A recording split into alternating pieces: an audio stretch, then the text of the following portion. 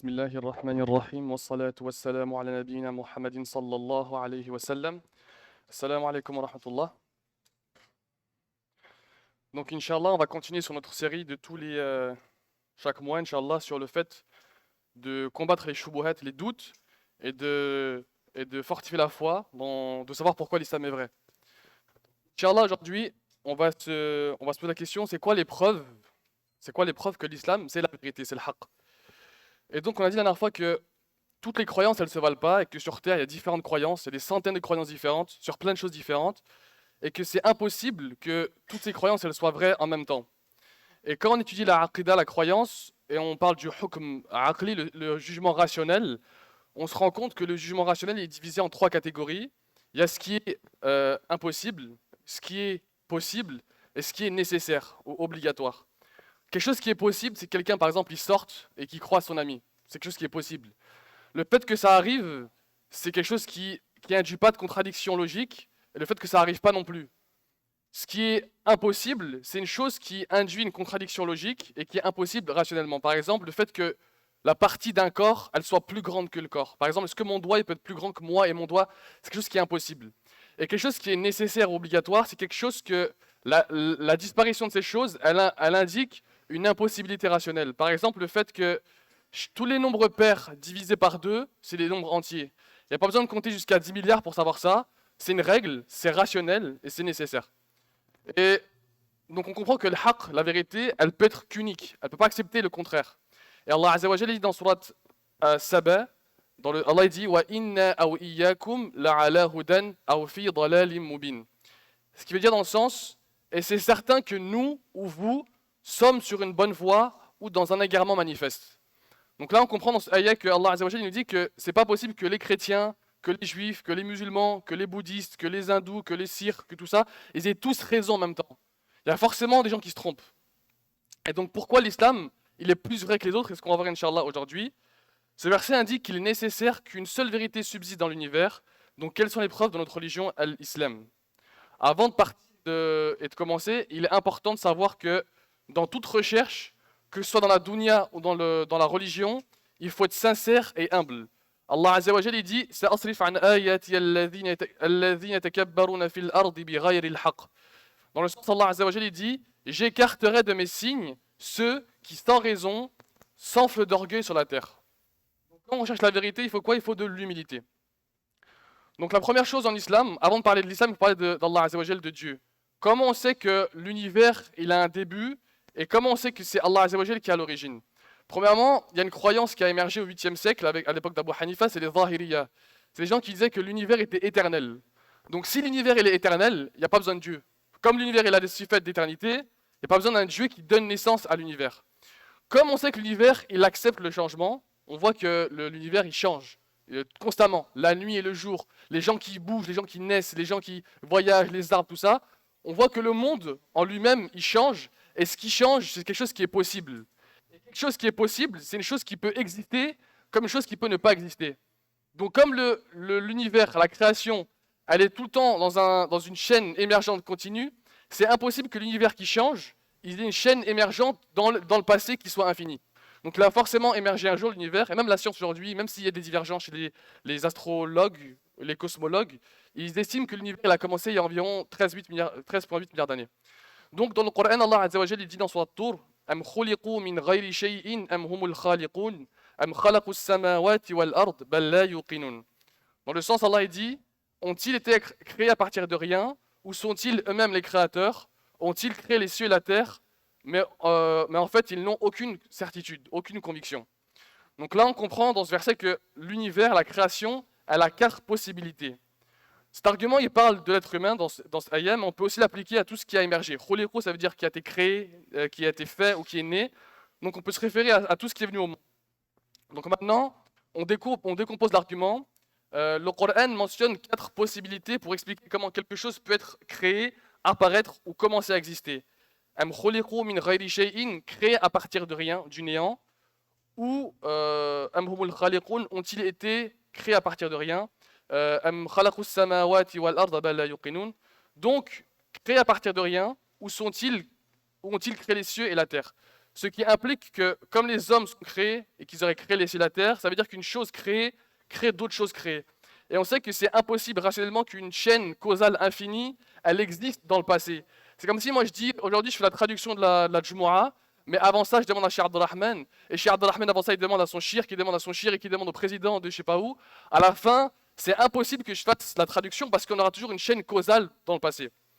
Donc, la conclusion c'est que il y a quelque chose qui est incréé, c'est Allah Azza wa Jal, Al-Qayyum, Al-Hayy. Allah il dit, si on prend l'argument, c'est que, en résumé, l'univers est fini, les choses finies peuvent soit provenir du néant, soit s'être créées elles-mêmes, soit avoir été créées par quelque chose de créé, ou avoir été créées par quelque chose d'incréé. Elles ne peuvent pas venir de rien, s'être créées elles-mêmes, ou avoir été créées par une chose qui est elle-même créée. Par conséquent, elles ont été créées par quelque chose qui est incréé. Deuxièmement, maintenant on sait qu'il y a un être nécessaire qui existe, qui est là, mais c'est qui cet être? Quand on regarde l'islam, c'est la seule religion qui donne une description d'Allah Azza wa Jal qui est pure et qui satisfait en même temps le cœur et la raison. Quand on regarde la définition d'Allah en islam, c'est contrairement aux religions polythéistes et corrompues, la description d'Allah, elle est pure et transcendante.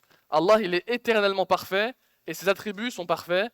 Il n'est pas un corps ou une chose tangible, il est indépendant de toute chose. Bien qu'il soit qualifié des attributs les plus parfaits, il reste proche du serviteur, il répond au dua, subhanallah. Quand on lit Surat al-Ikhlas, Qul huwa Allahu ahad, Allahu samad, lam yalid wa lam yulad wa lam yakul lahu kufuwan ahad, dit dans le sens, dit il est Allah unique, Allah qui est absolu, il n'a pas commencé à exister, il n'a pas engendré, il n'a pas été engendré, et il n'y a rien qui lui est comparable. Allah aussi dit dans le Coran, Laysa kamithlihi shay wa huwa as-sami'ul basir, dans le sens, il n'y a rien qui soit comme lui, comparable à lui, et il est certes l'audient et celui qui voit.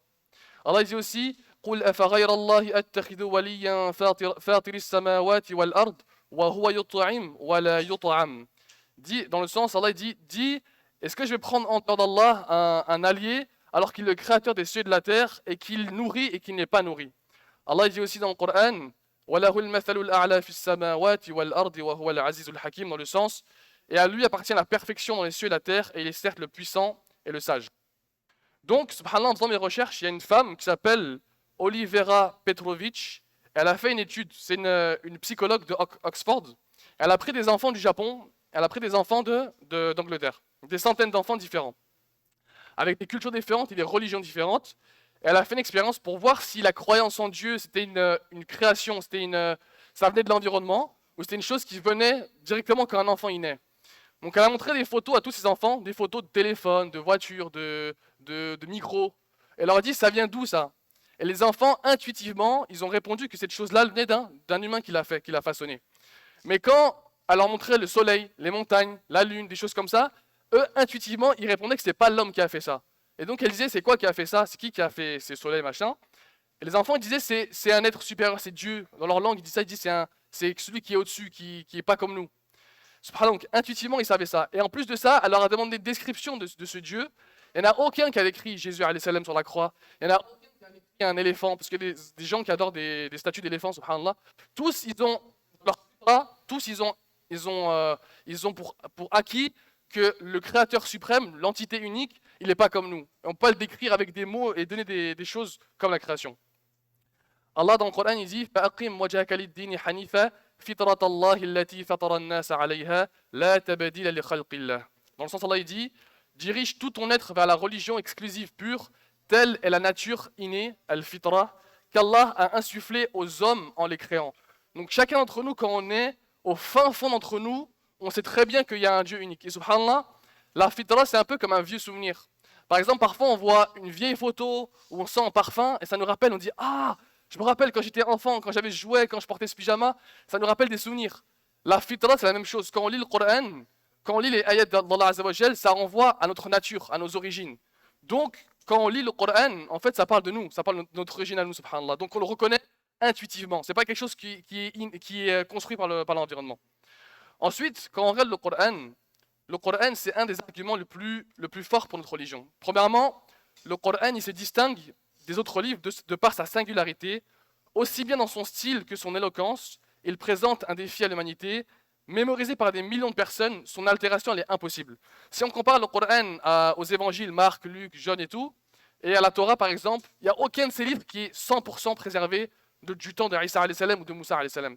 Alors qu'en islam, il y a une chose qui est particulière, c'est qu'on a l'isnad, la chaîne de transmission, et on a aussi ilm al-rijal, la science de l'islam. Ça veut dire qu'aujourd'hui, une personne qui a appris le Coran et qui a sa ijaza, elle peut connaître le nom des 40 ou 50 ou 60 personnes jusqu'au prophète Mohammed sallallahu alayhi wa sallam qui lui a enseigné le Coran. Si on prend un enfant qui apprend soit al-Juz Amma par exemple, il récite avec son shir et son shir il le corrige jusqu'à ce que chaque lettre avec makhraj al-huruf et tajwid tout sorte comme il faut. Donc le Coran il est préservé et aussi Allah Azza wa Jal il incite l'homme et la création en fait à produire une sourate semblable. La plus petite sourate c'est la plus petite sourate Kawthar. Allah il dit wa in kuntum fi raybin mimma nazzalna ala abdina fa'tu bi surah min mithlihi wad'u shuhada'akum min dunillahi in kuntum sadiqin. Dans le sens Allah il dit si vous doutez de ce qu'on a révélé à Mohammed à notre serviteur, alors produisez une sourate semblable et appelez qui vous voulez en dehors d'Allah. Donc on sait que le Coran il a été révélé en langue arabe pure. Il a été révélé sur le peuple des Quraysh, donc à Mecca, sur les Arabes. Et les Arabes, ils parlent l'arabe fusha, l'arabe vraiment asli qui est pur. Les Arabes ont échoué à produire une sourate semblable, alors le Coran n'est pas d'origine humaine. Aussi, le Coran, il présente des prophéties remarquables. Un exemple simple, c'est Allah Azza wa Jal dans Surat Al-Sharh, il dit wa rafa'na laka dhikrak. Allah il dit dans le sens et on a élevé ton rang. Subhanallah, mettons que Mohammed sallallahu alayhi wa sallam c'est un faux prophète. Une personne qui prétend être prophète, si elle dit que sa religion et sa personne va être élevée dans le futur et ça n'arrive pas, bah, les gens qui vont vivre après lui vont se rendre compte que c'était un imposteur. Parce que dans l'histoire, on a beaucoup de gens qui ont prétendu qu'ils étaient prophètes, qu'ils étaient des voyants, des devins, mais leurs prophéties, elles ont échoué. Par exemple, si on prend en Europe Nostradamus, il est connu pour ses prophéties. Il a certes prédit des choses qui sont arrivées, mais beaucoup de choses qu'il a dites qui allaient arriver ne sont pas arrivées. Alors quand on regarde dans les prophéties du Coran ou du prophète sallallahu alayhi wa sallam, il n'y a aucune chose qu'il a dit qui n'est pas arrivée. Ensuite, quand on regarde par exemple aussi dans le Coran, on a des informations sur l'embryologie, la description des montagnes, des astres, la préservation de Pharaon alayhi salam. Par exemple, on a le professeur Keith Moore qui est un ingénieur ou un embryologue qui a dit que la description de l'embryon dans le Coran, elle ne pouvait pas être connue des Arabes à l'époque. Ensuite, c'est quoi la preuve de l'islam? C'est la personne de Mohammed sallallahu alayhi wa sallam. Il faut savoir que Mohammed, avant qu'il soit prophète, pendant 40 ans, on l'appelait As-Sadiqul Amin. Le digne de confiance, celui qui est sûr qu'on peut faire confiance.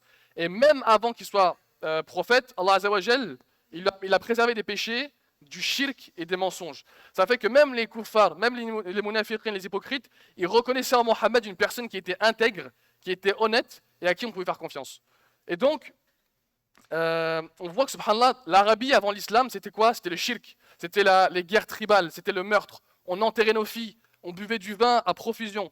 Après l'islam, on a une société qui est monothéiste, qui est intellectuelle, dans laquelle on produit des gens qui connaissent aussi bien la religion que le règne de la dunya. On a une équité, on a un équilibre grâce à la sharia. Et subhanallah, quand on voit que l'islam, Allah Azza wa Jal, il l'a révélé comme mode de vie, on voit que subhanallah de Mohammed sallallahu alayhi wa sallam jusqu'à la fin des temps, l'islam il donne aux hommes une voie de A à Z. Si bien que Salman al-Farisi, radiyallahu anhu, il a dit qu'il n'y a pas un oiseau qui vole sans que le prophète sallallahu alayhi wa sallam il a donné une description. Si bien qu'en islam, on a même des règles quand on va faire nos besoins en toilette. On a une religion qui régit même nos besoins qu'on fait, subhanallah, les choses les plus faites. L'islam ne l'a pas oublié, subhanallah. Donc on a une religion qui donne un équilibre de A à Z, du berceau jusqu'au tombeau. Donc en résumé, si quelqu'un te demande quelles sont les preuves de la religion de l'islam, tu lui diras, l'islam offre à l'homme des arguments rationnels puissants en faveur de l'existence d'un être nécessaire et démontre que les possibilités que l'univers ait une origine autre que celle-ci présentent des impossibilités rationnelles. La raison n'accepte pas qu'une chose se donne naissance à elle-même, soit créée par une chose créée, dans une chaîne causale infinie ou soit autocréée. Ensuite, l'islam offre une description de Dieu unique et parfaite que la raison et le cœur acceptent naturellement. Connaître Dieu, c'est revenir aux origines. Ensuite, le Coran présente un défi pour l'humanité, aussi bien dans sa précision linguistique que dans son éloquence, sa mélodie et la quantité d'informations sur le futur et sur les connaissances inaccessibles du monde arabe au 7e siècle. Ensuite, la personnalité de Mohammed sallallahu alayhi wa sallam, ainsi que ses prophéties qui se sont toutes réalisées par la suite, indiquent qu'il n'est ni un imposteur ni menteur, mais qu'il détient des informations venant d'Allah Azza wa Jal al-Alim. L'islam offre aussi à l'humanité un mode de vie sain, équilibré entre spiritualité et action, et de par ses lois justes et objectives, assure un équilibre de la société. Il offre aussi une tranquillité d'esprit et un soulagement de l'âme dans l'espoir du paradis après la mort. Bien évidemment, c'est une khutba qui dure 15 minutes, là, une traduction. Il y a beaucoup de savants de l'islam, il y a beaucoup de gens qui ont écrit des choses sur l'islam, les preuves. C'était un petit résumé rapidement. En fin de mot, il faut savoir qu'aussi que, à savoir ça, c'est que pour que nous, Inch'Allah, on puisse pratiquer le dîn, être certain que quand on avance vers Allah Azza wa Jal, on chemine tranquillement et on se rapproche de lui, Inch'Allah. Barakallahu fikum, subhanakallahumma bihamdik, nashhadu an la ilaha illa anta, nastaghfiruka wa natubu ilayk.